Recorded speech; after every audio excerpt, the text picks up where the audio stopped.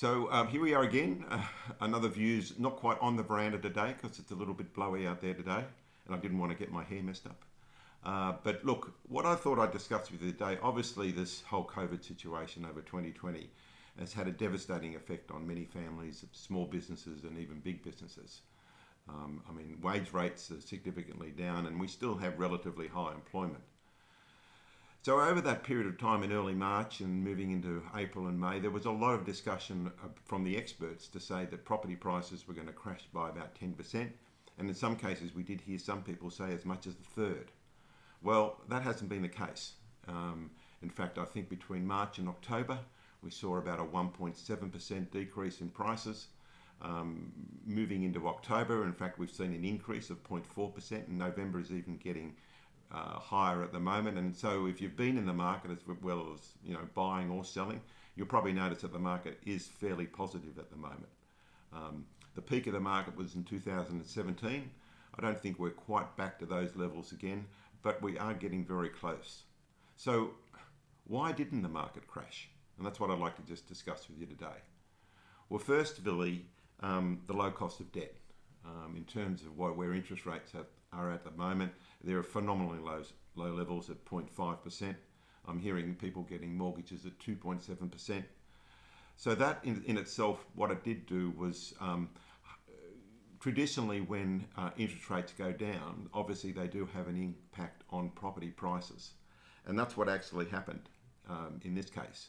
So we did actually see a situation where, in fact, traditionally when there is a downturn in the economy, monetary pressures come into play, and oftentimes interest rates do come down, and that tends to keep property prices fairly solid. So the second area is mortgage repayment deferrals. Australia runs at a phenomenally high level of debt, about 185% per household.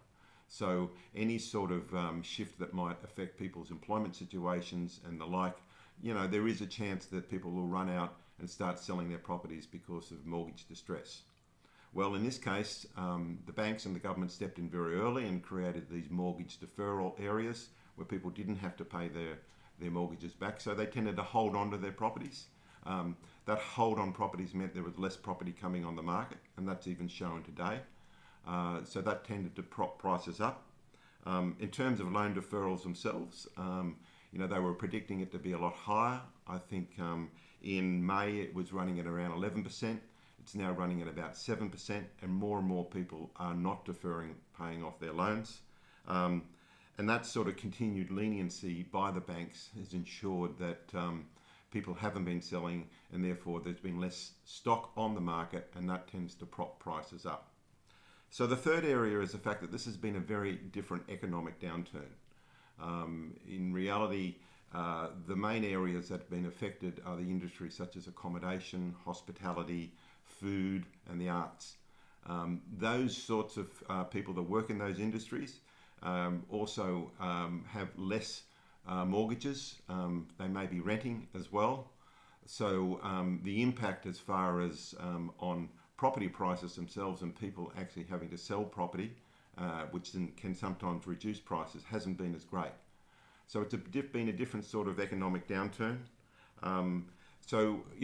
Those three factors have played into keeping property prices from what they call crashing. And in fact, at the moment, we are seeing growth. As we move into next year, they're now predicting a 10% increase in prices over the coming year. So they're my views, as they always are. Obviously, if you did want to talk about your own property, your own situation, contact us, message us. But until then, take care and look after each other. Thanks.